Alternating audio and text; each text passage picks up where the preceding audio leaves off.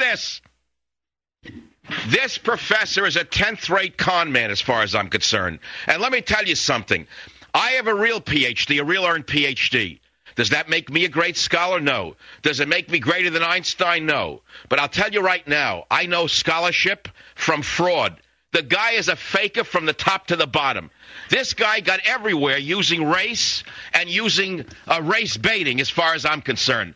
And by what I can tell, by reading the police report and by what I heard, the guy caused the whole thing himself. The cop was a saint as far as I'm concerned. In my day, would have gotten a shellacking with a billy club for a mouth like that on him. The cop asked him for his ID, this and that. The cop wouldn't even talk to him. Show me your ID. What would happen if you did that the next time you were pulled over for something and you started mouthing off to a cop, give me your ID? You ever learned? I learned when I was a teenager that if you pulled over, my friend's father taught us this. I guess Gates' father didn't teach him this. My friend's father taught all of us kids when we were 15, we're about to get a driver's license. He said, let me explain something to you. When you're pulled over by a cop, always be respectful, always show him your license, and don't become a wise guy. You're going to wind up arrested. That's what he taught us, that's all. He said, if you feel that it was wrong, you take it to the courts, and you argue it in a court. You don't argue with the officer. How come my friend's father knew that? A simple deli man. An appetizing man. How did he know that? But Henry Louis Gates Jr. didn't know that? I guess they don't teach him that at Harvard. In fact, the reverse is true, is that only if you don't know that, and only if you hate the police, and only if you hate Whitey, can you wind up teaching in Harvard. Certainly if you respect the white tradition, the cultural traditions of European Americanism, you want to put it to you that way, then you can't be at Harvard.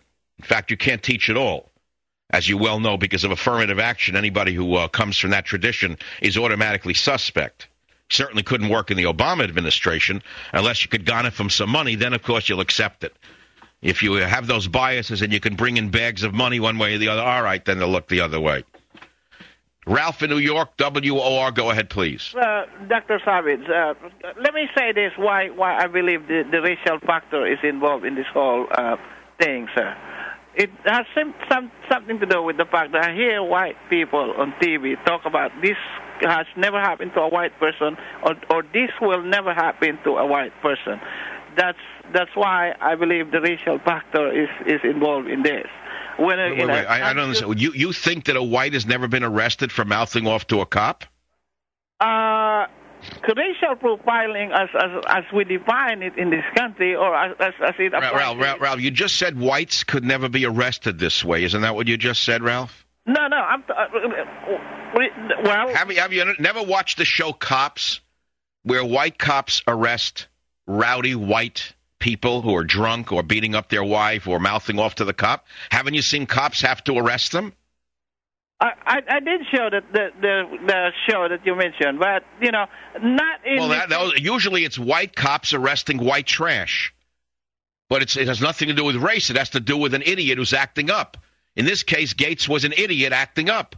I mean, what would you do if you're a cop and you start having a guy call your name, screaming at you, yelling, and says, "I'll tell you, momma," or whatever? You think that's appropriate for a professor? I do not think it is. But, there is an overreaction on the part of the police here as well. Well, then I guess the police should never show up to a black call, right?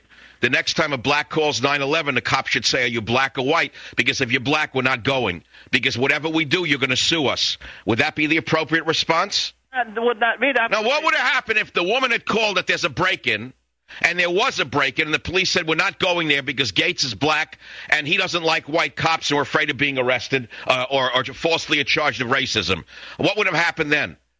I guess Gates would have had another lawsuit. So whichever way they would have gone, Gates could have gotten up on TV and screamed racism in a crowded nation. If cops didn't show up, then they're racist. They do show up, then they're racist. Don't you see this guy's used this racket his whole life? How did he go from being not handicapped to handicapped? Did you see that one? When he was shooting his yap off and screaming and yelling, he didn't need a cane, did he? But the minute they put cuffs on him, he became disabled, and he needed help, and he needed a cane. How'd that happen? How did he become disabled all of a sudden? Take a walk. I'll be right back. Savage.